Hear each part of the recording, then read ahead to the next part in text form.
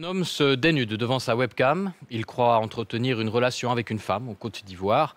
Mais la communication se brouille et pour toute réponse, l'homme reçoit les menaces d'un maître chanteur. Il va devoir payer pour garder cette vidéo secrète. L'arnaque est rodée, plusieurs dizaines de romans sont tombés dans le piège.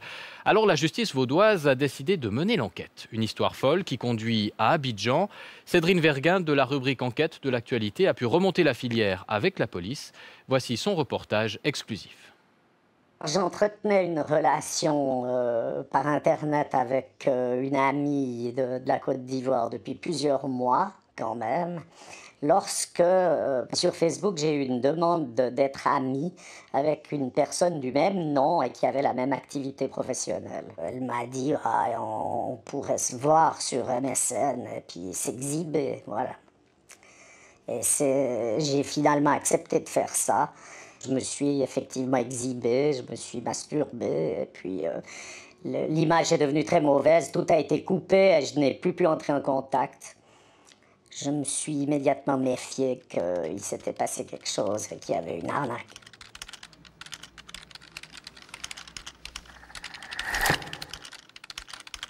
On me fait chanter sur une histoire où j'ai fait vraisemblablement une bêtise de l'affaire. Et puis ensuite, on me fait chanter en me menaçant de publier la vidéo sur n'importe quel site d'ailleurs. Sexe, chantage et vidéo. Ces derniers mois, des histoires comme celle-là, l'inspecteur Arnold Poth de la police judiciaire vaudoise en a entendu des dizaines. Sur son bureau, les plaintes s'accumulent. Depuis janvier 2012, une vingtaine ont été déposées. Un véritable fléau avec à chaque fois le même scénario. Au départ, c'est une personne qui discute sur Internet, qui est contactée par une autre personne en face. Une discussion commence sur Facebook, sur un site de chat ou sur un autre réseau social. Et une personne en face va lui proposer petit à petit de se déshabiller devant la webcam, et même de prodiguer sur elle-même des actes d'ordre sexuel, pour un homme par exemple de se masturber. Et ensuite, la personne en question, croyant que l'affaire est terminée, reçoit un mail ou un téléphone d'une police, d'une ambassade, qui lui dit voilà, vous vous êtes masturbé devant une mineure, et il faut payer une amende pour éviter que des poursuites soient engagées contre vous au niveau international. Les messages se sont suivis à très haute fréquence au début, 2 par jour. Et puis, au bout d'une semaine, je dirais que ça m'a quand même mis une pression assez difficilement supportable. J'ai finalement payé, mais ouais, j'ai payé 3 000 €. Ça ne suffit pas, les mails de menaces et les demandes d'argent continuent à affluer. Paniquée, la victime finit par aller porter plainte à la police. C'est des hommes ou des femmes. Il y a quand même 3 femmes dans les dernières semaines qui se sont annoncées vers nous comme étant victimes. Mais il y a aussi des hommes célibataires, des hommes mariés, c'est des jeunes ou des moins jeunes. Le plus jeune avait 14 ans quand il s'est fait attraper. Et là, c'est quand il a volé de l'argent à sa maman que la maman s'est rendue compte qu'il y avait un souci.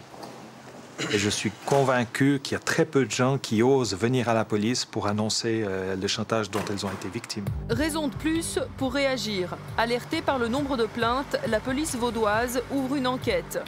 En guise de test, un cas de chantage à la vidéo est identifié. Ce sera sur cette affaire-là que la brigade va travailler en collaboration avec la police ivoirienne. L'opération Charpente commence et elle va d'abord nous mener à la gare de Renan. L'inspecteur Poth a pris l'identité d'une des victimes et est entré en contact avec son maître chanteur. Bonjour madame, j'aimerais faire un paiement en Côte d'Ivoire s'il vous plaît. Il s'agit maintenant de jouer le jeu. La police va verser une première somme d'argent. Le nom et le prénom de la personne à qui on envoie.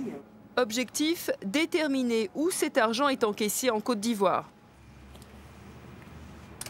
Puis alors il faut un mot de passe, une question-réponse. Alors vous mettez ciel et la réponse bleue, s'il vous plaît. Alors avec les frais d'envoi, ça fait 435. 300, 400, 500. Service. Bonne journée. Pareil. Merci, au revoir madame. Quelques minutes après le versement, l'agent infiltré appelle son maître chanteur en Côte d'Ivoire. Il s'agit de lui donner le mot de passe grâce auquel il pourra retirer l'argent. La question c'est ciel et la réponse c'est bleu. Après c'est tout bon alors. Maintenant je suis tranquille. C'est quoi votre nom? Comme ça, quand je vous rappelle après, c'est quoi votre nom? Monsieur Patrick Dubois. OK, je demande après Monsieur Patrick Dubois. Alors, je rappelle dans 1h30. 3 semaines plus tard, l'enquête charpente se poursuit. L'arnaqueur met même la pression pour que de l'argent soit encore versé. Il n'arrête pas d'envoyer des SMS à sa victime. 10 sur 4 jours. Qu'est-ce qu'ils vous disent alors dans ces SMS? Alors, par exemple, ici, c'est « Bonjour, rappelez-moi, c'est très urgent pour éviter la publication » avec le nom de la personne. J'ai contacté la presse, donc monsieur, faites tout pour effectuer le mandat des 500 € demain ou samedi matin. Donc là, en fait, ils vous menacent toujours de diffuser la fameuse vidéo. Oui, les paiements ont été faits, donc on a fait 2 paiements à la place de la victime en Côte d'Ivoire. La personne est allée chercher l'argent. Avec nos collègues là-bas, on a établi que l'argent avait été récupéré à la même place, au même bureau de Western Union. C'était une bonne indication pour dire que si on envoie encore une 3e fois de l'argent, il y a bien des chances qu'il est au même bureau et puis on pourra l'attendre avec nos collègues ivoiriens. Le chantage à la vidéo va nous mener directement dans les rues d'Abidjan, au lieu de la cybercriminalité. Ici, les cyberdélinquants sévissent à tous les coins de rue, dans la discrétion d'un appartement ou le plus souvent depuis un cybercafé. On les appelle les brouteurs. Issus des quartiers défavorisés, la plupart sont très jeunes, entre 11 et 20 ans. Un véritable sport national qui ternit l'image du pays. Ici, plus de 70 plaintes pour escroquerie sur Internet sont déposées chaque semaine. Des plaintes qui viennent de France, de Belgique, du Canada et bien sûr de Suisse. Nous retrouvons l'inspecteur Pote et l'agent Capt, analyste criminel. Ce matin, ils ont rendez-vous avec le chef de la police scientifique. C'est lui qui gère la toute récente plateforme de lutte contre la cybercriminalité. Objectif de la journée, réussir à interpeller le brouteur de l'affaire Charpente. Il est en attente du paiement. Il faut qu'on aille au cyber, il faut qu'on voit le cyber. Il faut qu'on fasse la réunion dans 1 heure. D'accord, on décidera après. On va attendre le résultat de la réunion avec les policiers enquêteurs, les policiers interpellateurs et puis dès qu'on a le go de toute l'équipe, et puis à la géolocalisation, si le Natel fonctionne, dès qu'on a le go, je vous demanderai de faire le paiement. Il y a quelqu'un qui est allé déjà voir le Western Union, faire des repérages pour l'interpellation. Ils ont dit qu'ils allaient essayer de géolocaliser le portable de l'auteur pour qu'on arrive à le suivre un peu, pour tomber dessus au moment où il va chercher l'argent. Donc ça a l'air de bien s'annoncer pour aujourd'hui ou pour lundi. 1 heure plus tard, toute l'équipe est sur le pont. Devant notre caméra et face aux 2 agents suisses, il s'agit de faire bonne impression et de montrer son envie de coopérer. Ça va fonctionner. On fait comme ça et puis on va essayer le paiement en 4 heures. Bon, pour l'instant, il est toujours à l'autre bout de la ville, mais peut-être qu'il va bouger. On verra ça de notre côté. En fin d'après-midi, nous partons pour l'interpellation. Le pick-up de la police scientifique ivoirienne se dirige en direction du guichet de la Western Union qui a été identifié. C'est là que le brouteur est censé venir retirer l'argent qui vient de lui être versé depuis la Suisse. Dans la voiture qui nous précède, l'inspecteur Pote et son collègue, ils attendent le signal pour sortir. On peut aller vers le Western Union, on peut venir maintenant. D'accord, alors on arrive. Merci.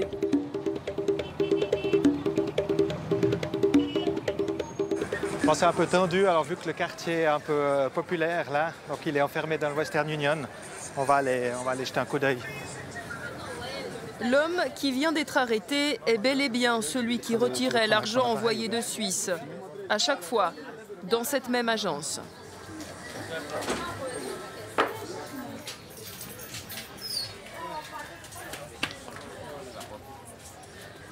Le moment est tendu et il faut faire vite. Le temps de vérifier ce que l'homme a sur lui. Le butin est maigre. Un peu d'argent, un faux passeport et un téléphone portable. Bonjour. Ça va? Ça va. Tout s'est fait en à peine quelques minutes. À la hâte, nous repartons dans les bureaux de la police. On l'a croisé. On l'a croisé? Oui. Je ne l'ai pas vu. Ah oui, moi je ne l'ai pas vu. Ouais. On a une collaboration qui s'est extrêmement bien passée, puis un résultat avec une arrestation. Donc, ça motive les gens ici pour faire leur travail. Je ne suis pas sûr qu'une équipe comme ça de 13 personnes, ils l'auraient fait si on n'était pas venu sur place. Hein. Je pense que... Et puis pour la coordination, de toute façon, on n'arrivait pas autrement. Le prévenu va maintenant être auditionné et l'enquête va connaître un nouveau rebondissement. Il a continué à appeler depuis la... Il continue d'appeler? Oui. Mais c'est pas lui alors? Non. Au téléphone, c'est pas lui, en tout cas. Donc on lui a dit qu'il va appeler le deuxième, il faut qu'on récupère le deuxième. Paniqué, l'homme explique qu'il n'est en fait que le complice. Comme il vous envoie un message, un SMS, il dit l'entrée de jeu où? Le véritable brouteur est en fait son petit frère. Il va l'appeler pour lui donner rendez-vous. Allô? Bon, allô? Qui a décroché même? Qui a décroché? Ok, il faut dire que c'est Tutu, c'est son grand frère, c'est urgent, il a qu'à décrocher tout de suite là. La police va l'interpeller quelques minutes plus tard. L'audition commence. Face à la caméra de la télévision ivoirienne, convoqué pour l'occasion, mis sous pression, le brouteur passe très vite aux aveux. J'ai fait des trucs qu'il ne fallait pas faire. C'est tellement difficile à expliquer, mais bon. Je partais dans un cyber pour aller chercher des correspondants qui pourront m'amener en Europe pour jouer au foot. Parce que je tiens tellement au foot. Il y avait des jeunes de notre quartier, tellement il y a un qui m'a dit, bon, c'est difficile pour toi, la famille, donc je vais t'amener à faire quelque chose où tu vas pouvoir avoir un peu d'argent. Je demande pardon, je vous demande pardon. Putain de merde. Soulevez la tête. Levez la tête.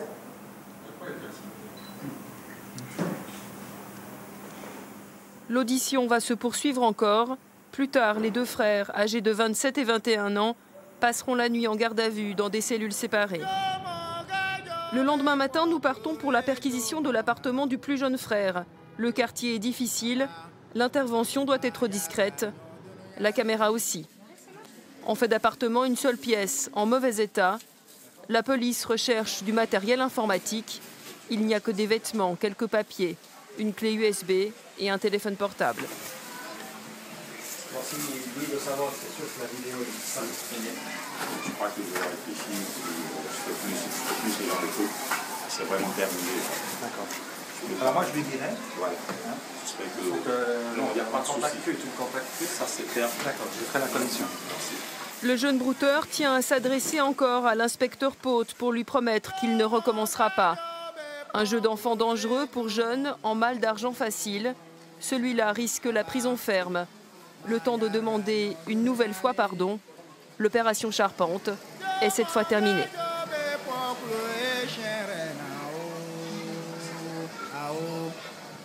Ma yarga nyo dunu yani